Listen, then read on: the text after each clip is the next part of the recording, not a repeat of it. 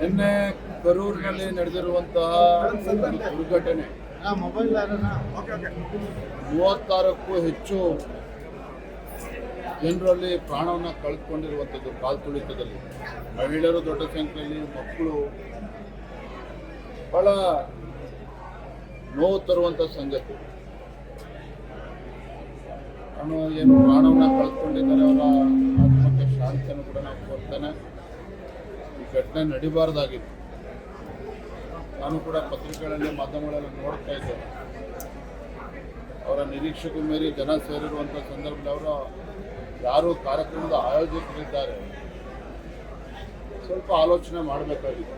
ನಾವು ಕರ್ನಾಟಕದಲ್ಲಿ ಕೂಡ ಇತ್ತೀಚೆಗೆ ಚಿನ್ನಸ್ವಾಮಿ ಕ್ರೀಡಾಂಗಣದಲ್ಲಿ ನಡೆದಂಥ ಕಾಲ್ತುಳಿತ ಪ್ರಕರಣ ಇನ್ನೂ ಕೂಡ ನಮ್ಮ ಕಣ್ಮುಂದೆ ಹಾಗೇನೇ ಇದೆ. ಇನ್ನೂ ಕೂಡ ಮಾಸಿದೆ.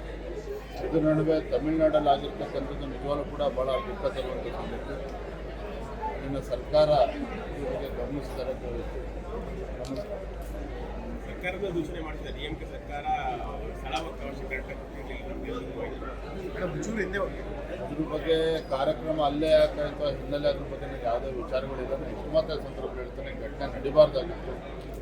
ರಾಜ್ಯ ಸರ್ಕಾರ ಸೂಕ್ತವಾಗಿರ್ತಕ್ಕಂಥ ಕ್ರಮನ ಕೈಗೊಳ್ಳಬೇಕು ಅಂತೇಳಿ ಇಡೀ ದೇಶದ ಜನರ ಅಪೇಕ್ಷೆ ಇದೆ.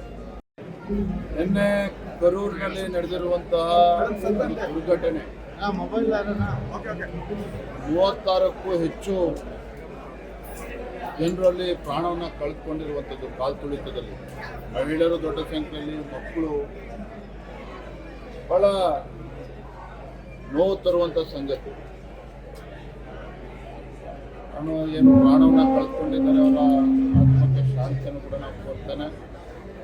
ಈ ಘಟನೆ ನಡಿಬಾರ್ದಾಗಿತ್ತು.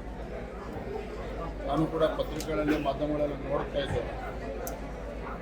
ಅವರ ನಿರೀಕ್ಷೆಗೂ ಮೀರಿ ಜನ ಸೇರಿರುವಂಥ ಸಂದರ್ಭದಲ್ಲಿ ಅವರು ಯಾರು ಕಾರ್ಯಕ್ರಮದ ಆಯೋಜಕರಿದ್ದಾರೆ ಸ್ವಲ್ಪ ಆಲೋಚನೆ ಮಾಡಬೇಕಾಗಿತ್ತು.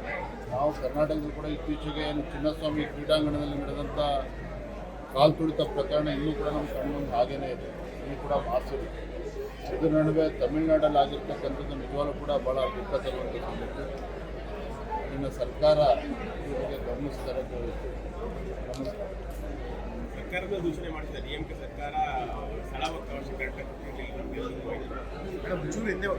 ಅದ್ರ ಬಗ್ಗೆ ಕಾರ್ಯಕ್ರಮ ಅಲ್ಲೇ ಯಾಕಂತ ಹಿನ್ನೆಲೆ ಅದ್ರ ಬಗ್ಗೆ ಯಾವುದೇ ವಿಚಾರಗಳಿಲ್ಲ. ಸುಮತ ಸಂದರ್ಭ ಹೇಳ್ತಾನೆ ಘಟನೆ ನಡಿಬಾರ್ದಾಗಿತ್ತು.